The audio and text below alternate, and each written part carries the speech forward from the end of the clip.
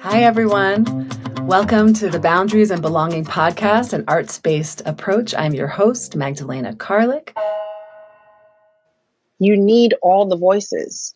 To recognize someone's truth doesn't mean you have to invalidate somebody else's. No one knows everything, including the instructor.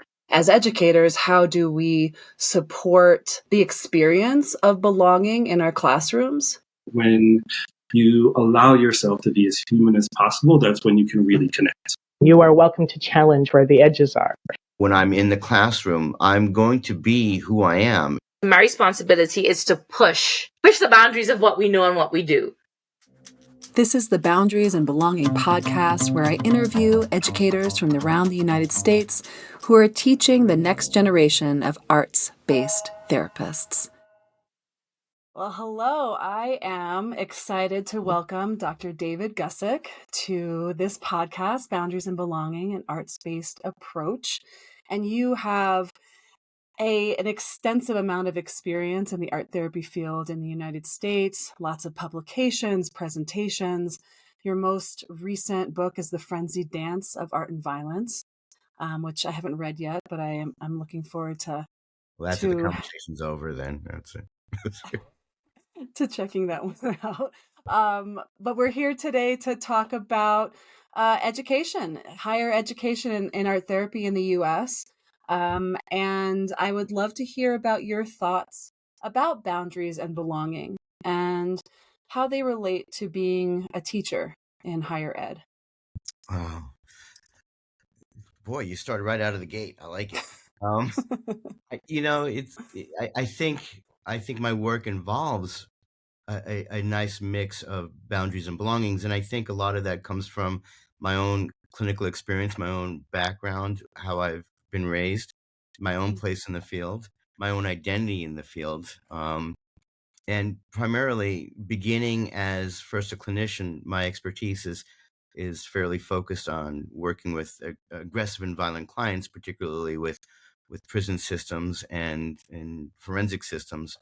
And right then and there, you're talking about boundaries that are thrust upon you. I mean, there are certain expectations of the environments that I worked in which I was expected to maintain very stringent boundaries, while also trying to find a place of belonging. And that is certainly, I think, continues to evolve and vacillate and have flexible boundaries as I became an educator.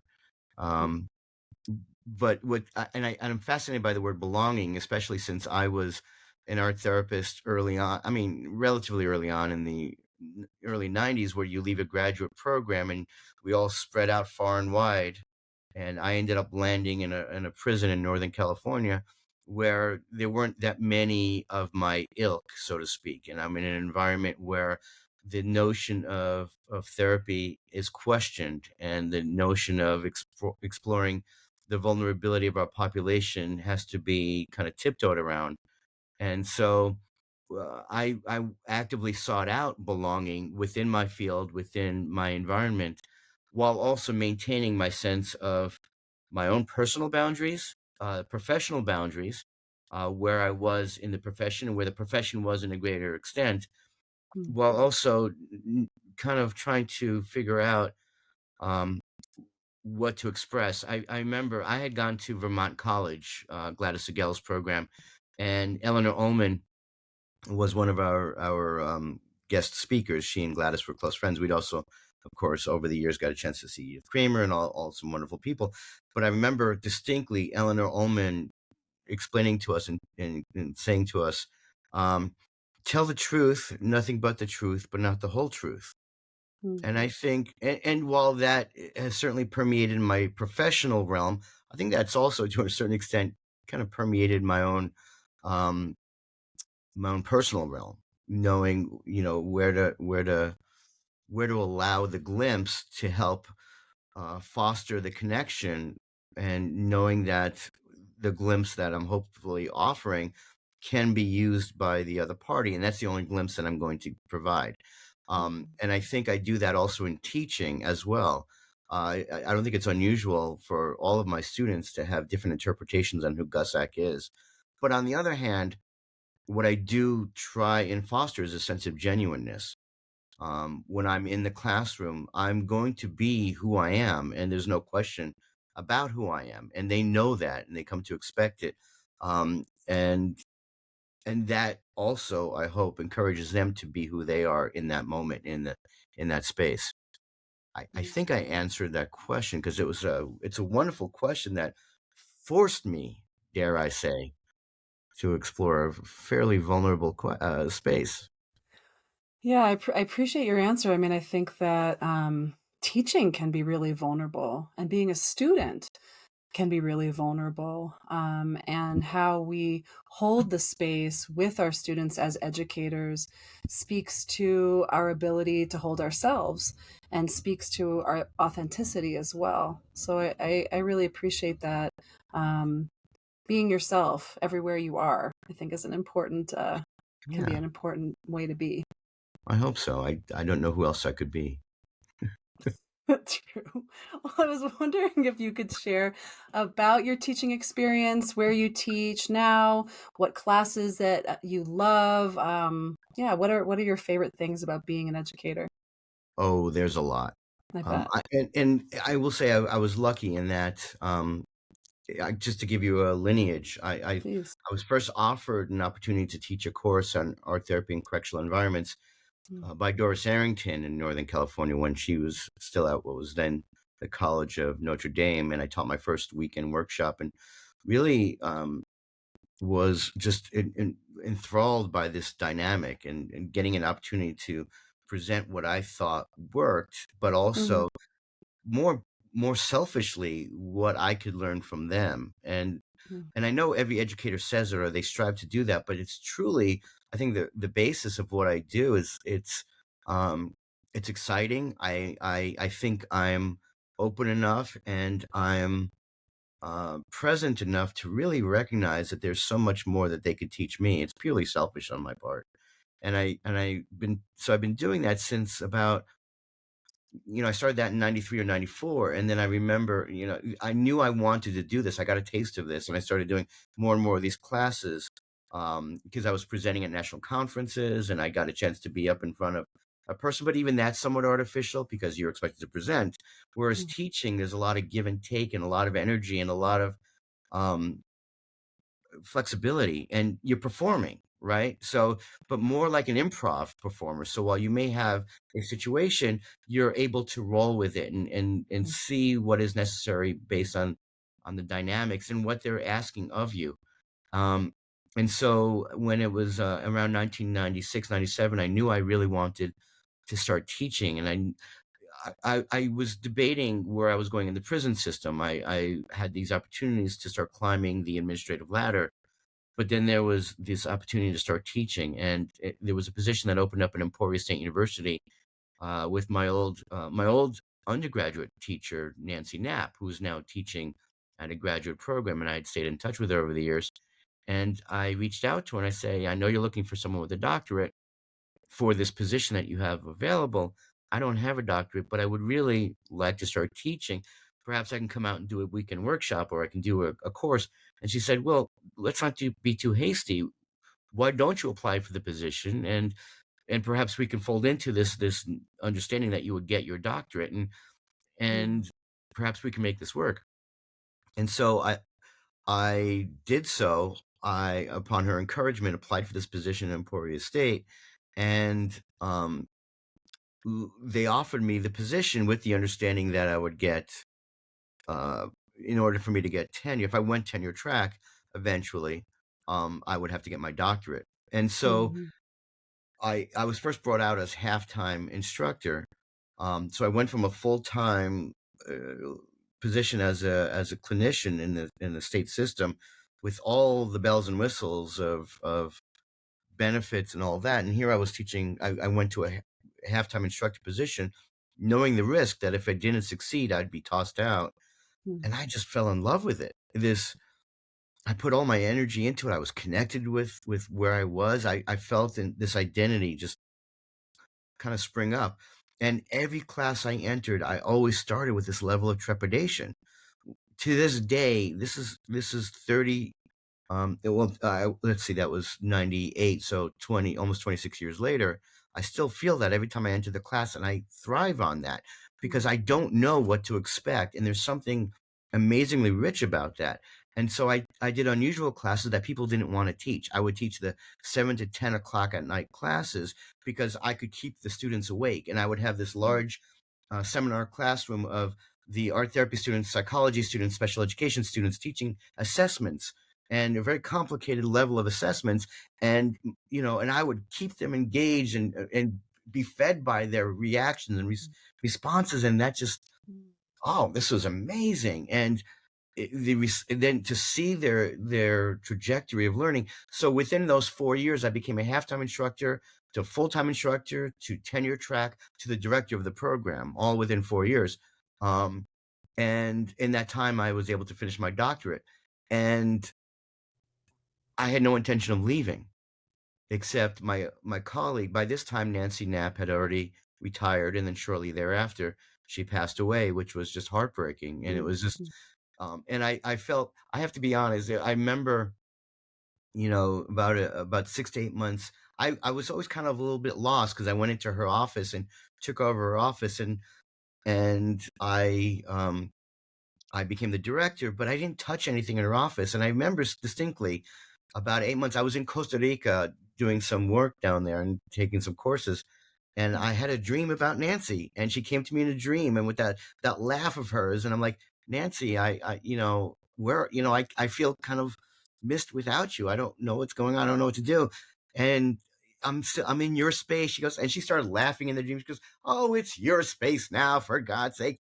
Make it your own. And I woke up with tears in my face, and I knew this was my place, and this is what I turned it into. But then about a couple of years later, I got a phone call from my colleague, Marcia Rizal. I was on the ATA board with her, and we had done a lot of work together over the years for this national association, and we'd even presented together. And she told me about this position that was opening up at a university, a statewide university, didn't have approval yet, but it had a doctoral program. And what would it take to get me to go to Florida? And I said, nothing, because I don't like Florida. And she goes, no, this isn't really Florida. This is like South Georgia. You have to see it. And she started explaining some of the things they did. And I'm like, but I don't want to leave Emporia.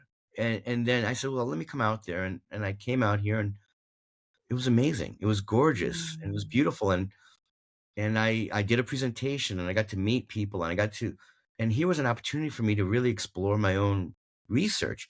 Emporia State was a teacher's college, and they certainly encouraged research, but here's where it was expected. And here was the opportunity for me to kind of launch what I had hoped were some really exciting projects with people who wanted to know them. And I could help shape the program because we were going to move towards approval, and we were going to start looking towards, really kind of solidifying going from a 3-summer program to a 2-year 2-summer program that Dr. Rizal had already established. And so I went back and I spoke to my chair at Emporia State, Dr. Weaver, and I said, Ken, I found this opportunity. They're offering me a lot more. Here's all the things I can do. And he was wonderful. And he said, you've done enough here. We don't want to see you go. Okay. And I said, they want me in August. I'll give you till the end of December, till January, and I'll start January 2002. So I'll leave in December 2002. This would allow me to finish things up. I defended my dissertation, and I made sure that they hired somebody. So I left it in good hands. And I came here, and I've been here 22 years, finishing up my 23rd year or something like that. 22. Yeah. And I've moved from being the assistant professor as a clinical coordinator to, for a while there, for about 10 years, I was the chair of the Department of Art Education. So we're in art education and arts administration. We were all interacting. And then about 5-6 years ago, I stepped down as the chair. So I was the chair for 10 years, which is, of course, just long enough to ruin any reputation you may have. And that allowed me to kind of launch. And I've been a full professor since 2013. And I teach whatever they ask me to teach. But I Okay. certainly have the classes that I love. I've been teaching consistently the theories class, theories and the history of art therapy. I teach a practicum 2 class. Mm. I teach ethics and professional issues in the spring, and I teach program development, which is a class that had some struggles for many years. Mm. When I took it over 4 years ago, I said, I'll teach this. Let me do it the way I want to do this. And so I revamped that class, and that was so exciting. But since I've been here, I've taught every single class that's been offered here, and as well as one of the doctoral seminars on philosophy structure. So I got to teach students from all of the programs, and man, I just love it. Mm. The students, I mean, don't get me wrong, there are certainly times when it's overwhelming Mm. and there's going to be a student or two that's just not getting it or just not connecting with you or quite frankly can't stand you. Um, Mhm. but you know, there's a difference between working in a prison as a therapist and working as a professor at a university. And in some ways there's not. The politics and administration are similar. Mm. There's a hierarchy built in that we ourselves are trying to mitigate and trying to kind of negotiate. Um, but then there's always those ahas where the students are getting it when you're there and you feel it. And each Mhm. class I walk in, doing this for however long, and it's always a performance, and I'm coming in, I don't know how they're going to receive it. And it's just when it washes over you and you're in the moment and you've got the flow going and you've connected with Mhm. them, and it's just, oh man, there's nothing like it. I've always said I will stop doing this when it's no longer fun. And every now and then it's come close, Mhm. but I'm still here. Mhm. I really appreciate that.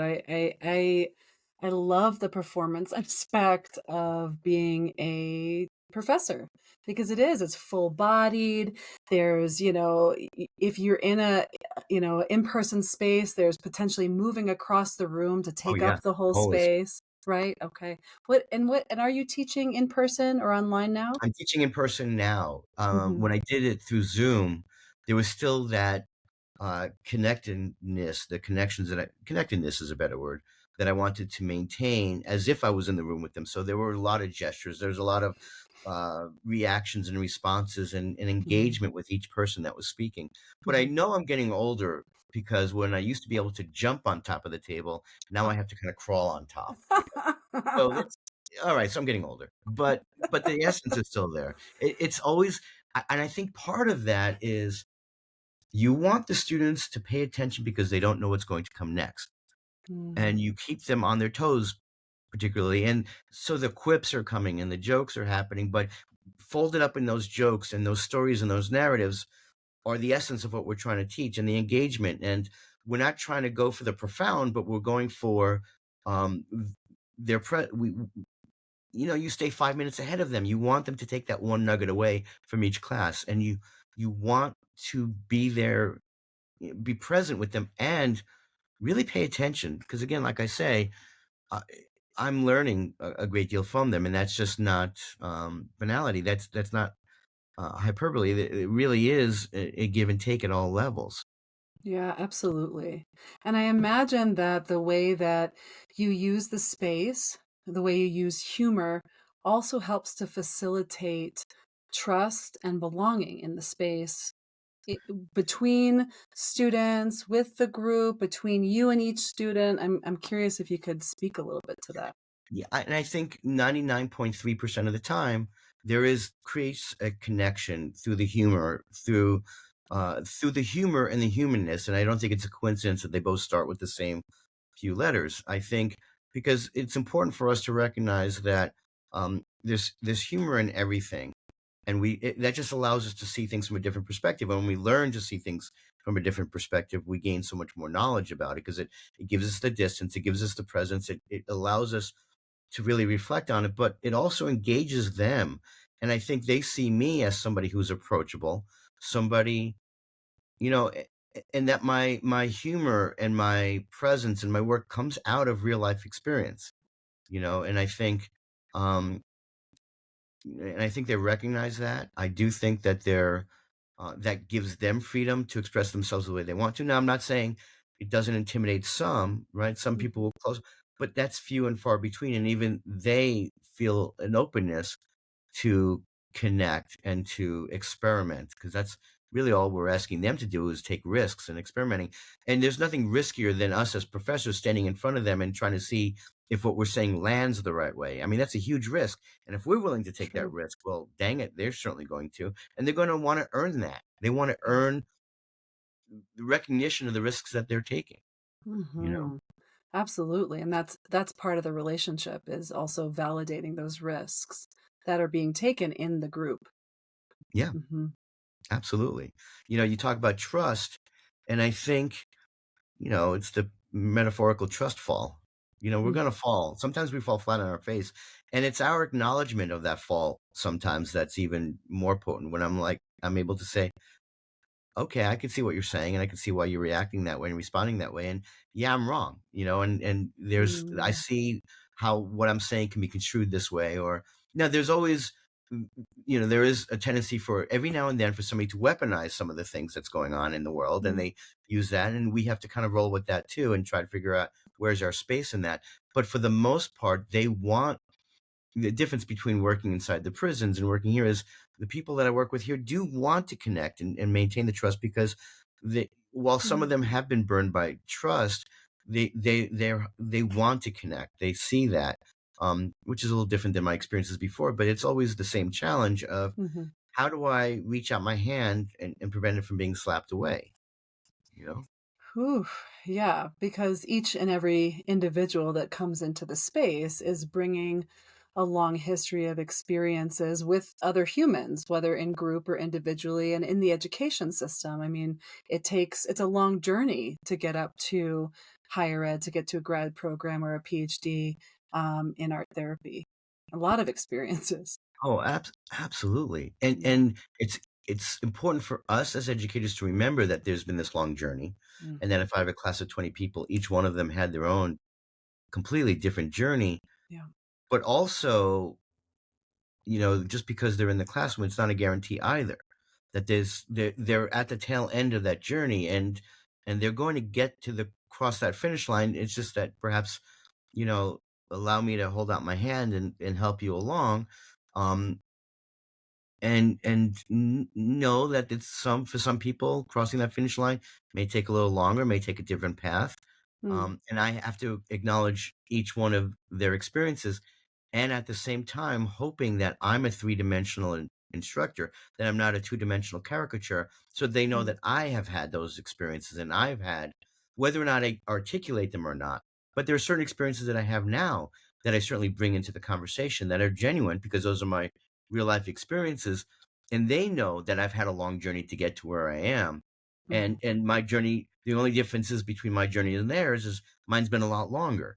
And so while there's what I'm lately, particularly as things evolve and I recognize my own place in the field and in the world at large, I acknowledge my own privilege, my own white male identity, and how in a room full of oftentimes women of different identities, I have to acknowledge my own identity, my own privilege, and recognize that I need to learn from you, and I'm going to pay attention. But on the other hand, there's still a different kind of hierarchy, which is I've had that experience. And whether you accept that I've had that experience, whether or not you want to internalize some of the feedback that I'm giving, that's up to you. But know that where I've been and who I've been informs what I'm doing that much longer. And that's really the only difference. What I've done is learned how to articulate it. I think the biggest frustration I had was when I was in graduate school. And again, I don't speak ill of nobody. I'm just amazing what I've learned from all of the professors who are now my colleagues and friends. But Eleanor Ullman came in one time, and she had all of these drawings up on the wall from the UPAP and, the Ullman Personality Assessment Procedure. And she started identifying all of these drawings, and, well, that means that, and this means that. And I want you to know, how did you see that? Where did you connect that? It's there. It's all there in the drawings. And there was really there wasn't that rationale or justification. She didn't connect the dots. And one of the things that I'm very careful about is I may be able to get to that end line, but I'm going to explain to you how I got there. And that's what's so important. And not only am I going to explain it, but I'm going to require you to do that. And so, yes, tell me why you're doing what you're doing. And I may not agree with what you're doing, and I may not agree with your decision and your rationale for that theoretical orientation for this particular situation. But if you can rationalize it and justify it and use a shared language and a negotiation that I can understand and appreciate professionally and clinically, then you're golden. I would much rather prefer that than somebody use a theoretical orientation or apply a particular intervention or connect with somebody in a way that resonates with me, but they can't explain how they got there. Well, then that, to me, that's kind of useless. Yeah, so there's a big piece around supporting students in being able to narrate their reasons, Yes. right? Being able to understand how they make choices and why they're making these choices. And listening to those. You know, everyone wants to narrate, and it's really too many people are always sitting there and listening. Well, they're not listening while the person's speaking. They're already formulating the next statement. And I admit I've had to train myself out of that over all these years, but to be present and actually pay attention to what they're saying and give it a moment and then launch into what it is that I want to say, or recognize maybe I'm not the right person to respond to this, but Jennifer over here is, or Christina over here can do that, or Kalia over here is really can fill in the blanks, and then maybe I can come in afterwards and play cleanup. Yeah, and I really appreciate, it's like you're talking about walking this line as an educator where you are responsible, right? Responsible for supporting students in this narrative or in narrating themselves and their choices, and also being humble, being humble in your social location and perhaps some of the biases that you might hold, and then really honoring your own experience in this field, in life, and bringing that to your students. Wow, the way you describe it makes it sound very complicated. Oh, yeah. Well, and I'd like to think that I'm humble, but I know sometimes I'm not. Yeah. And I think there's something embedded in humor that that kind of belies humility, right? Because part of that is still I am seeing this from this perspective. Although, quite honestly, when I say to my students, for the record, the jokes aren't for you; they're for me. I think there's a certain truth to that, but I do think I hope that there's a humility in what I do and what I teach. And when I lose that humility, that's when I think things start to go rough, and I have to kind of latch back onto that. And there have been many moments in my career where I've been riding high, and I've enjoyed it, and it's wonderful. And then there are the lows, and I have to remember that even in those lows, there's a privilege to get to do what I do. Oh, yeah. And that's exciting, and that's also humbling because, like I've said repeatedly, the students allow me to do this. And the other thing I remind them is, right now you're my student and I'm your teacher, and come August next year we're colleagues, and I want to make sure that we remain that way, and that you're a colleague that I want to work with, and that I continue to be the colleague you want to work with. And I think that's important because it's an indoctrination into the same system. Not indoctrination. That sounds. I live in Florida. That shouldn't be a word I use.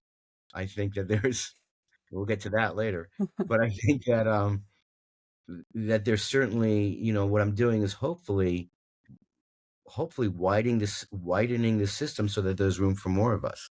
And what I'm really trying to do now, I'm really at this point in my career that I'm ready to move aside. And so lately, The Frenzied Dance of Art and Violence truly is my last book. It's my last solo authored book. Okay. Marcia Rizal and I are doing the second edition of the Wiley Handbook, and that's a final book project, and that will be a final book project. And I'm still engaged in writing and presenting. And I'm on top of doing this, I'm also the director of the Florida State University Florida Department of Corrections Art Therapy and Prisons program. But Mm, part of my dynamic here is preparing others to do it. And so I've been mentoring people to write, and then we'll write an article together, and I'll be the second author, and consistently second author, and or I'll be the fifth author, or I'll be seventh author, and eventually I'll be the non-author. mm, And I'm ready to just say, you guys take it away.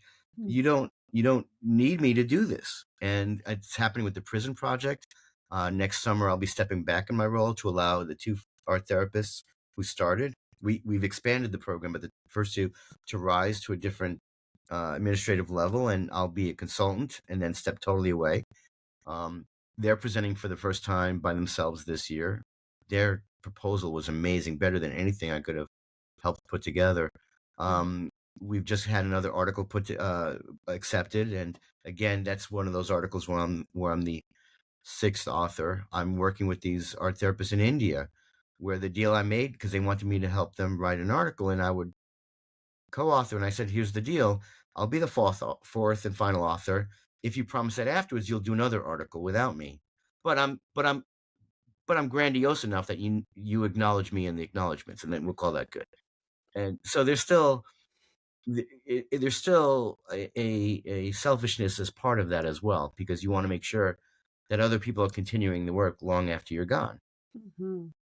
Well, I imagine too, it's an honoring of the work, like knowing that the what you have created, what you have participated in, is worth continuing. Also, I think so, yeah, and still making it their own. right, And I have to be willing to allow that to happen. absolutely. Um, and there's something very humbling about that, and Mm, something very selfish about that. mm, Because it's humbling that they take it and make it their own, but there's something selfish about them wanting to do that and seeing a mm, value in owning it as well, and owning a piece of it themselves. mhm, mhm. Yeah. Yeah, while you were just talking about taking a step back, what I heard in that is how important mentorship is to you, both in how you got to where you are, thinking about some of the mentors for you that you mentioned, and then also how you are making space for lifting up and helping students and graduates navigate the field. And I'm curious about what are your responsibilities as a mentor to the students and to the field. And there's this term gatekeeping that is sometimes thrown around as like, yeah, of course we're going to gatekeep, and then when we really sit down with that term, there may be some imagery around that doesn't settle so great, right? Who's allowed in, who's not allowed in, who gets to make those decisions and why. So I'm curious, how do you conceptualize your responsibilities to the field and navigating gatekeeping as an educator? Yeah, it's funny that you're saying, "Who do we allow in?" I think we allow everybody in. It depends who we allow out again after. True. Mm, Um, and that's probably from my own background. I think, you know, your timing is good. My colleague, Bonnie Malhotra, up in Pennsylvania, she and I did an article last year about mentoring, the mentoring okay. dynamic, and what started off as we discuss not only mentoring, and in the previous articles before that, there was always a thread through it. So we finally decided, let's just bite the bullet and write the article about mentoring. And she's from India, I'm from here. We were examining and looking at Western and Eastern perspectives, and the dynamics, and the shift of my role as mentor to mentee at Mm, times, and her role as mentee to mentor at times, and how it's interchangeable if it's a true dynamic, which is why we still mm, present together. We're presenting together at the conference this year on writing. And I mm, think part of my role,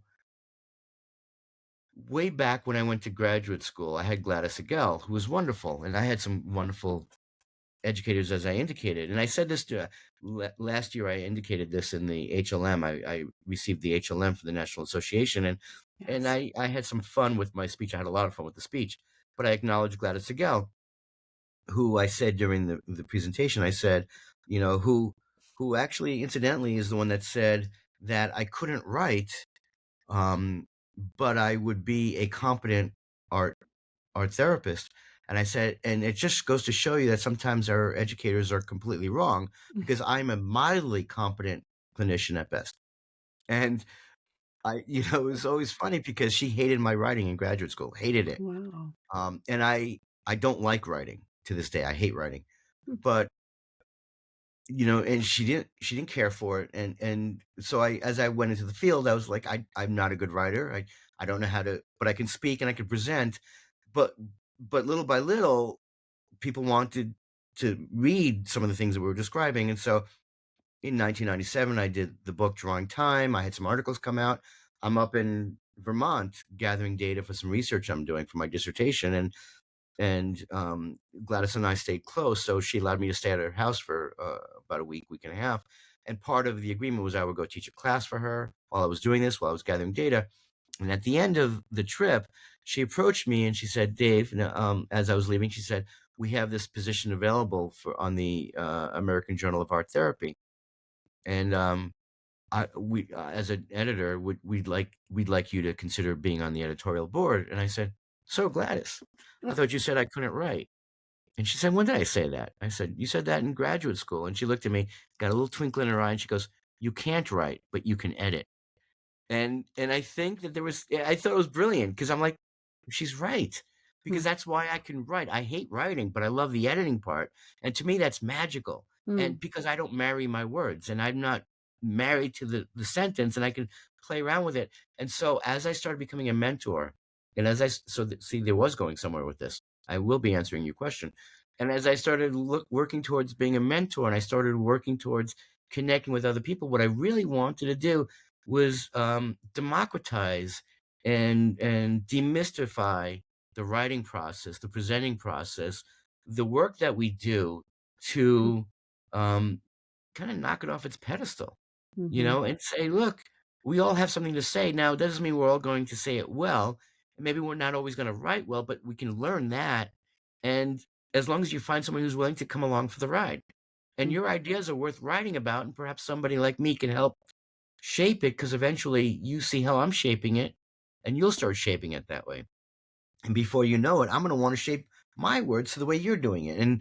And so I think that the mentoring dynamic is open enough for us to say, there's room here for all of us, as long as you're open to being engaged and accepting that criticism while also taking the teacher role. Now, when it comes to the notion of the gatekeeper role, I really sincerely believe that we have a responsibility to the field, whatever that looks like. I mean, I wrote an article in 2000 about the Invisible College of Art Therapy, about art therapists, where I didn't actually, I mean, things have evolved since then, but I argued that we weren't necessarily a profession. We were just an idea surrounded by professionals who all adopted similar concepts. And to a certain extent, I still hold on to that. But I think that my responsibility isn't necessarily, and this is a grandiose vision, isn't necessarily to the field, but it's to the people that the field wants to support. And it's to the people that depend upon us, or want to work with us, and being open to, us being open to changing our perspectives on what the notion of shifting from the medical model to a wellness model to a social justice model, being open to that, and knowing that along that journey, there are people out there that we're responsible for, and that make us responsible.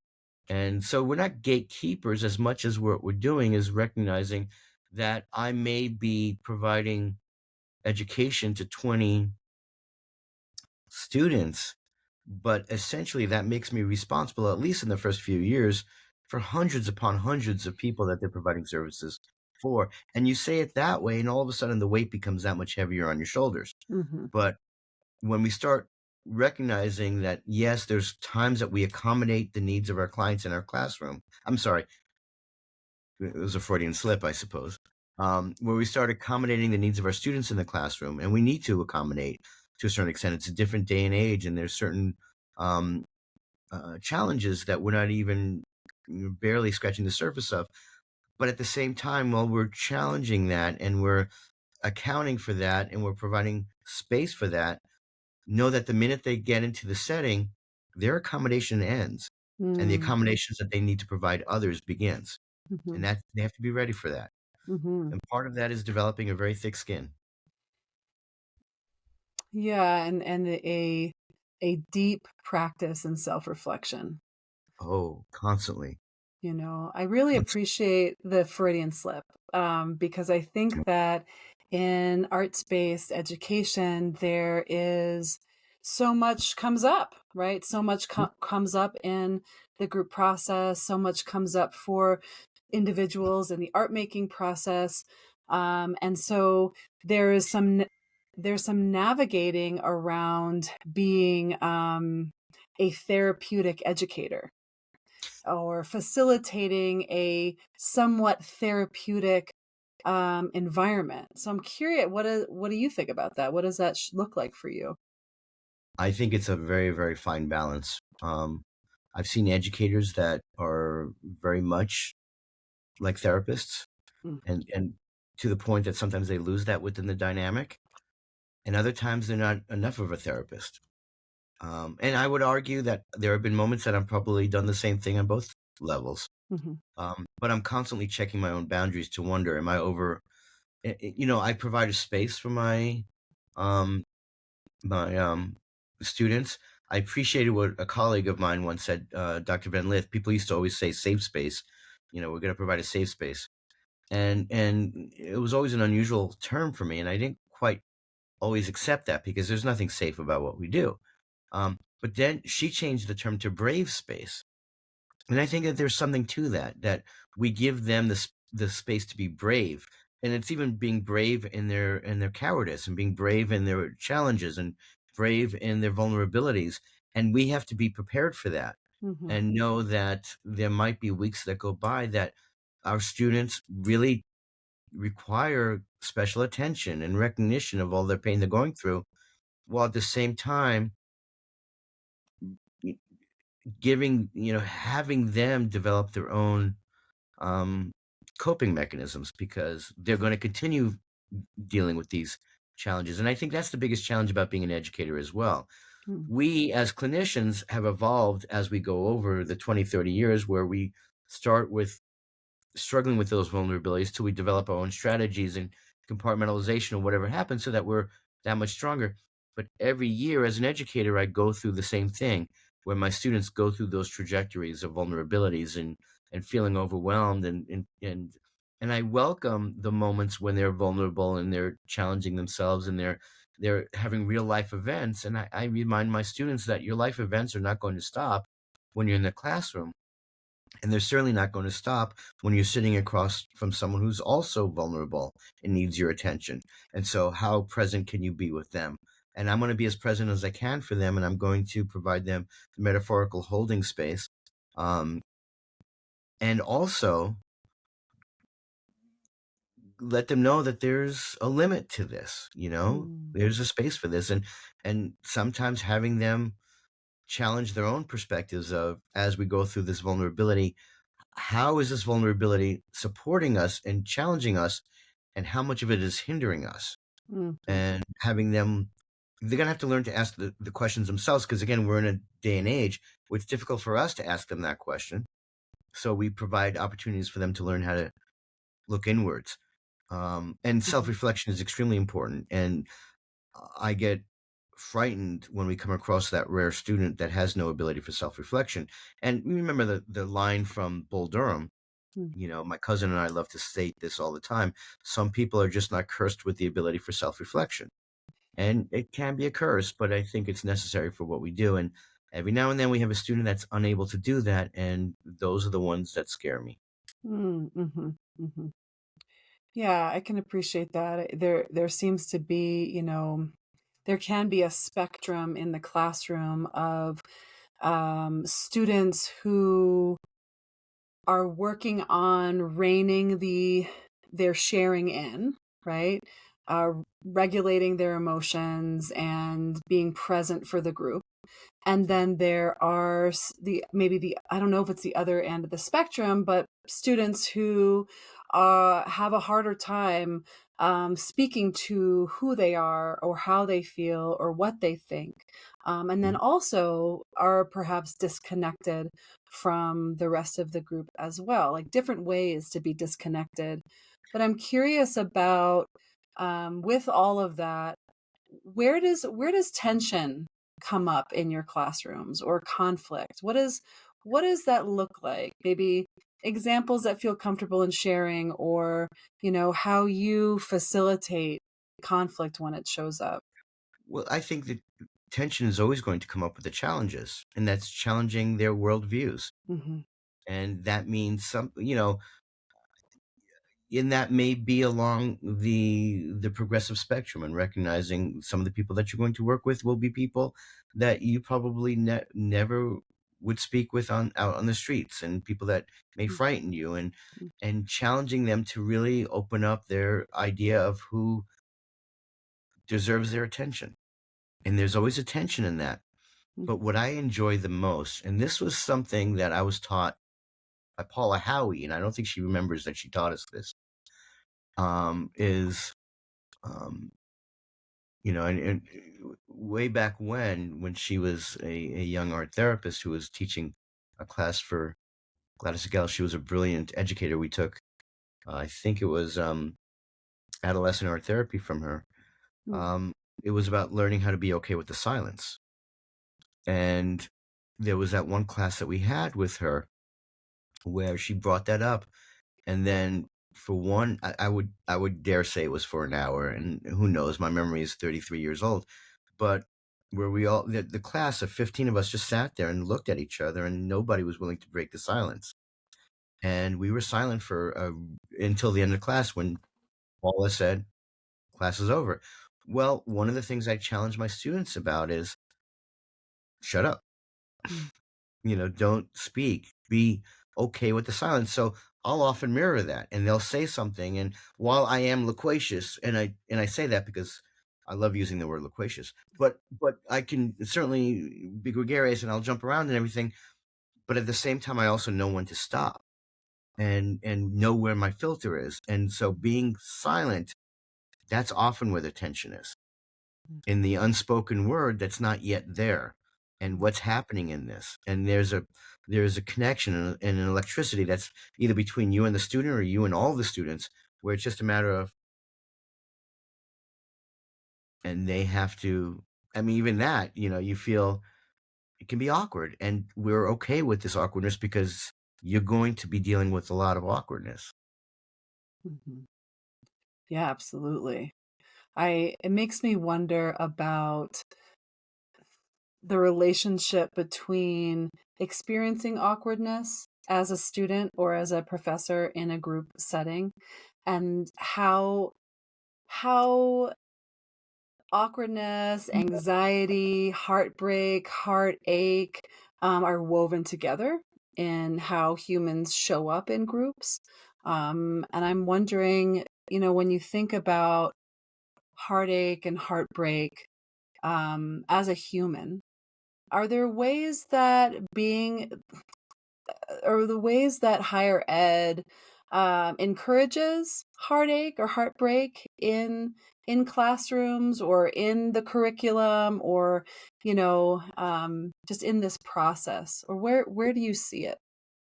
I don't know if they necessarily, well, it depends on what you mean by higher education. Do you mean the higher education program, or the system that higher program is embedded in, which sometimes it runs in conflict with? True. I suspect, if you mean the former, does the program encourage heartbreak or heartache? And I would argue that it doesn't necessarily encourage it, but it certainly facilitates it. And it certainly, in times, induces it. And at times needs to acknowledge it, and help step over it, and know that it's just, again, a part of life, whether it's our own heartache, our students' heartache, or all of our heartache together. I think it's artificial when we have and I know it's important when we lose a student for some, for a god awful reason, and you have everybody come together and you reflect on that, and you do artwork around it and you address this heartache. And that's wonderful and it's true and it's acknowledging the heartache that we experience as a group.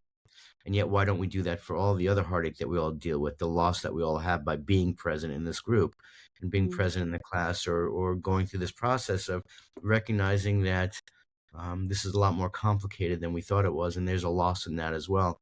So I think you can't escape from heartache and heartbreak and tension and anxiety. And yet, we're just a microcosm to what they're going to experience out there. The difference is we're providing a safety net. Mm-hmm. Yeah, agreed. What are the components of that safety net? Well, they know that we'll only let them fail so far before we step in to either acknowledge that failure, offer opportunities to remedy that failure, help rectify it, or help be the auxiliary ego that they may need at that moment. And it's funny because I'm throwing around a lot of different theoretical terms from all sorts of different theories. And I only have really one theoretical orientation that I finally subscribed to, but I can speak the language. Yeah, a lot of good words that do describe, what we're talking about here. How about we pivot to art materials? Okay. What are your favorite art materials to play with as an educator and facilitating groups? What directives do you love to make happen? I enjoy the unusual. I mean, for the longest time, I taught the therapeutic use of art materials, and certainly, while I may teach about the traditional materials, I certainly enjoy non-traditional materials that people don't even think about bringing into a session. I love, personally, my own personal preference. While I will paint and I'll sketch and I'll do watercolors and whatnot, if given the time and the inclination, I love printmaking. Relief printmaking, because I love the physicality of carving a board and the cognitive process of looking at the negative space and the reverse and the emotional response and reaction to the feel of the ink and the pulling it off and the running the pieces and how expressive it can be. You're constrained by the parameters of this block, but you can be so expressive in it. And that's what I really encourage in my students, to break them out of the ho-hum and the ordinary. How do we start experimenting with found objects? How do we start doing face masks out of plaster of Paris or plaster hand sculptures where their hands are bound together for 3 hours or not 3 hours, 20, 30 minutes, and they pull their hands out and there's this wonderful amorphous shape that they can turn into a sculpture. And some people love it and some people hate it, but there's always going to elicit a response, and that's the key for it, is what materials are we going to use that elicit response. Because and what I balk against, and I'm going off in a different direction, but what I balk against is I always say to my students, use whatever you want in a session, but don't tell me that you're choosing to use it because they like it or they're having fun. That's not what this is about. If they have fun, great. It means they'll come back. But that's not what this is about. Therapy ain't comfortable. And part of what we do is offer opportunities for really building in the tension. And so the materials we'll offer really understand the MDV and the movement along the ETC, because our job is to help facilitate those connections. And sometimes that's offering materials that they're not comfortable with, and certainly offering materials you're not comfortable with. And if you're not comfortable with them, they're going to see that. So gaining at least the poker face, so to bring in these materials that they can start playing with. So I will use anything and everything that I can in any situation within the confines of the institutions that I work in. Now, having said that, working in the prison, and I use this as the example all the time, working in the prison, certain materials I wasn't allowed to use. Like, for example, you couldn't make a plaster of Paris mask, right? Because they can paint it purple, yellow, green, purple, pink and violet, and cover it with bangles and feathers, look like the warden, and just walk out the front door. All right. So instead, we create different ways of making masks, because that's important inside a prison. They can't use clay, right? Because you can actually stuff the locks, you can stuff the toilets, you can do different things to clay that's, can certainly destroy the institution because prisons are reactive, and people have done this with clay. So instead, I'll bring in a blender. For some reason, they'll allow me to bring in a blender, and I'll make homemade paper, and they'll create that into 3-dimensional forms and sculpt it. And Cool. I suspect they allow me to bring in the blender because A, they've never had an experience with somebody bringing in a blender, and B, they want margaritas after the session. I don't know. Beautiful. So I think, thank you. So I think that there's, that's the ode to Jimmy Buffett. Just I'm putting that out there. But so I think that I'll use the materials that I know will elicit a tension and a response at the right time, if that helps. So some of that now Totally. in theories class, sometimes I have time for art materials, sometimes I don't. But certainly in program development, in ethics, we'll play around with it. Practicum, we'll experiment with it. Therapeutic use of art materials, when I taught that, I would go all in, you know? Yeah, I Yeah. mean the therapeutic use of materials or techniques and art therapy, those courses just really offer a wide array of exploration and experimentation. Yeah. Yeah. Favorite class to teach. I guess with that, one of my last wonderings is really about flow. And Yeah. what flow looks like in your classrooms, whether it's how, how the performance of teaching is moving, or how the group art experience is moving, or the conversation. When you hear that, are there examples or images that come to mind, or felt sense of flow in the classroom? I think it's constant, and I've had my own experience with the academic and scholarly side of Csikszentmihalyi's work with a number of my doctoral students who have explored that with their own work. Yeah. And so I've certainly become familiar with the notion. But I think, the notion of hyperfocus is thrown around, but that has a connotation of being somewhat challenging or negative. But I do think there's something about an immersion in that. And that when everybody is amorphically connected, and that you may have had an agenda and you may have PowerPoints to help create parameters, but when the conversation moves beyond that because it's got its own life, and everyone's engaged in the conversation, and everyone's present, and everyone's moving together with it, and there's a conversation and you're facilitating it rather than talking at, and then you realize before you know it, 3 hours are gone, and everyone got to where they were supposed to be. And there's that flow of being very present, and allowing the moment to work with you. Every now and then you can maybe kind of redirect it and help kind of construct a new direction. And you could tell when the flow is interrupted. But even those moments, I try and build into the flow the two required breaks. Now, I know some people take one break during a 3-hour class, but I've got so much going on and so much movement that we need those breaks that aren't artificial. You feel when it's time to just get the lull so that you can come back up again. And I just think it's naturally built into a true learning dynamic. Totally. And it sounds really dynamic. I mean, it sounds like a dance that everybody has a Oh, yeah. part in. It's a frenzied dance. It's a frenzied dance. Well, I'm curious if there's anything else that feels important to share about who you are as an educator, or about the art therapy field, as a way to close. Wow, that's great. I think the art therapy field as a whole is coming into its own reckoning, and a lot of changes that we're shifting. Some of us older people need to move aside for some younger educators, and I don't mean just younger in age, but younger in the field, where some new ideas are fresh. I think the association has to recognize the systems that we find ourselves in.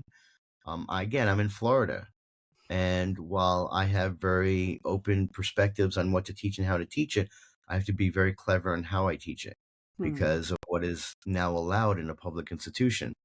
And that's not always acknowledged about some of the challenges. Now, of course, it is as well in many other places. So I think lately, I mean, your timing is very interesting because I do think higher education is under the gun, as a target Hmm. for those who don't fully understand. Hmm. And that includes us. But when all is said and done, I still, to this day, love what I do, even when there are days that I don't like it. Um, and I take pride in being able to look at my former students who are out there making their own mark and doing incredible work. When my student will come to see me and say, "You're our grandparent," and that's a little frightening. I think that there's a richness to that. Yeah. I so the challenge is certainly offset by the excitement. Mm. Yeah, what a legacy to witness it being, received. I hope so. Yeah. By Yeah. that time, I'll be dead, so who cares? Got you. And there's still an active engagement in it right now. I really appreciate all that you've shared, your clear love for being in relationship and mentoring and, being a part of kind of just the dramatic dance that is teaching in an art therapy program. So yeah, really appreciative of you being here and talking to me and us about all of It was this. my pleasure. I Yeah. look forward to seeing how these evolve and how they develop, and Thank you. this was a lot of fun, and I appreciate that. Yeah. Thank you so Thank you. much. Thank you for listening to the Boundaries and Belonging podcast, an arts-based approach.